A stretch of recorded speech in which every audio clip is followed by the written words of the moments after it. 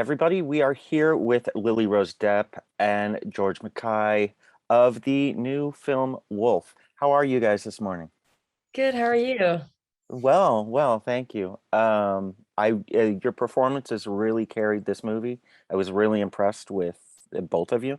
I guess my first question is kind of what Lily-Rose, for you first, what resources did you pull from to deliver a performance that kind of resonated on such a primal level?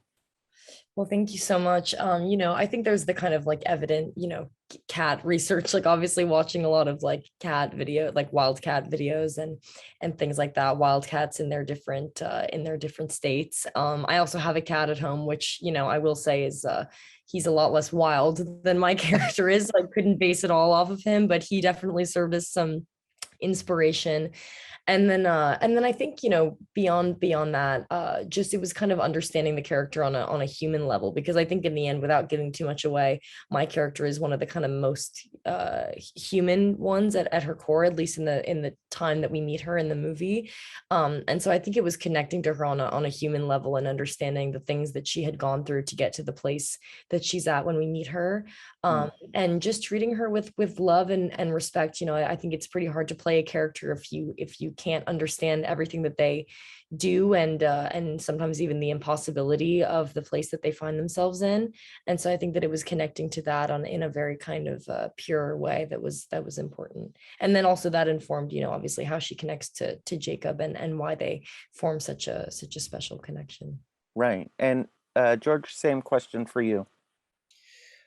I think well, it was such a journey to kind of to dive in. I think the probably one of the most fundamental things was we began work with Natalie and with our movement coach Terry Notary, and before we kind of got to the specifics of the animal, we just kind of started workshopping this idea of what it was to be wild, and therefore kind of to step away from being human, and what is it to be human, and found that so much of humanity is maybe thought, and to be kind of dictated by thoughts a lot of the time. And so we did a lot of exercises to kind of remove any thinking, and what that felt like was really profound, and it's sort of kind of ephemeral and hard to sort of sum up, but it was this really powerful feeling to be without, not to be constantly checking yourself with your brain, and just to be led by your body. And once we sort of keyed into that kind of opened up the possibilities as to how this, all of our characters, and for me especially Jacob, how he would have lived his life up till then.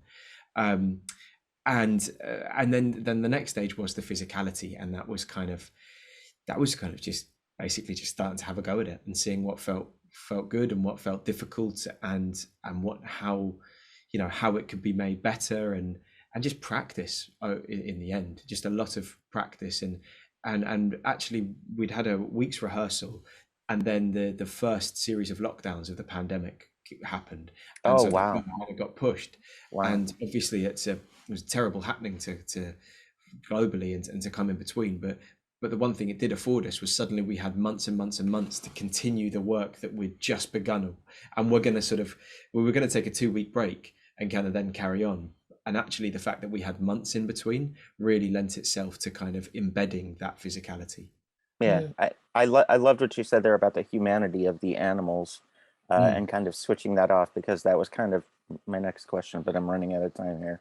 But it was I found it interesting, the humanity that you guys discovered in the animal that you're connecting with.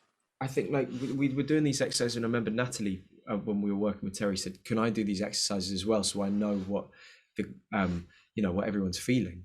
And there was this moment where, and it was this very simple exercise, but it's really kind of tricky.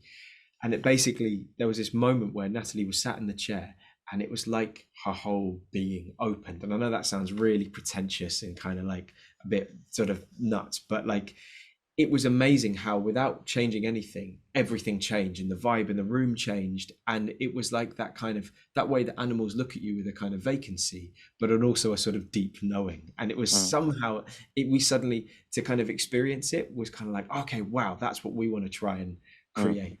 That's the power of just simply being without thought. Yeah. So yeah. Well, again, wonderful performances from both of you. But thank you Oh, so much for your time. And hope to hear from you again soon. Best of Thank luck Thank on you this. so much. Have a nice you. Thank you. day. All right, Thank you you too. so much.